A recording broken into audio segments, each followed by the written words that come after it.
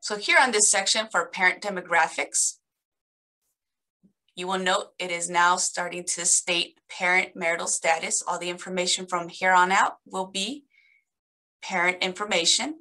As of today, what is the marital status of your parents? You select either never married, unmarried, or both legal parents living together, married or remarried, divorced or separated, or widowed. Go ahead and select. When did your parents get married or remarried? Here you must provide the month your parents were married or remarried. You need the month, 2-digit month, 4-digit year. Once you have that information from your parents, you click next. You must provide a social security number of your parents. Make sure it is correct. If your parent does not have a social security number, you may put all zeros in this section.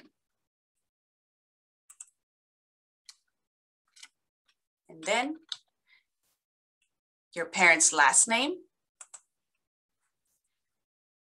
parents' first initial, and that is the first name initial. And then they want to know your parents' date of birth.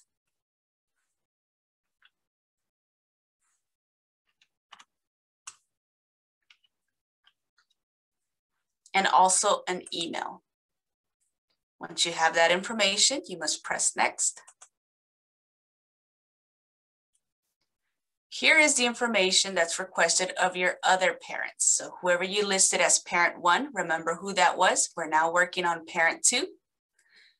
Provide the social security number of parent 2. Again, if your parent does not have a social security number, we could put all zeros.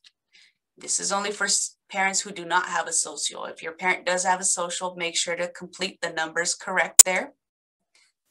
Your other parent's last name, the first initial of their first name, and also date of birth.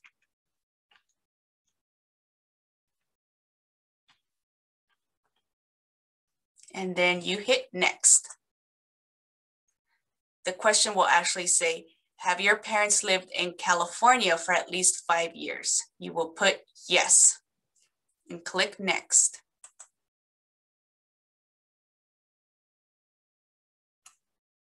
Now this section is asking for the household size. You will have here the number of parents who live in your house. So we have 2. We have a number representing yourself. In this section, we must add your parents' other children. And so if you have a brother or sister, please add them to that number. So let's say the student has one more sibling. I'm going to put 1.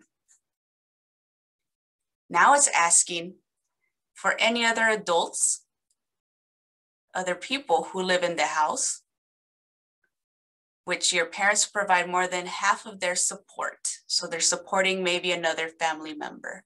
In this household, there's a grandma. So we're going to include her, parent support grandma. And now this number in gray is stating that there's 5 people in the household. If that is correct, we're able to move on to this next section. Number of individuals in college. How many people in your parents' household, as reported from above, will be going to college between July 1st, 2021 and June 30th, 2022? This do not include your parents. So how many of these 5 are going to college next year? At least you will. If you and your sibling is going, you will add that other person. And then we hit next.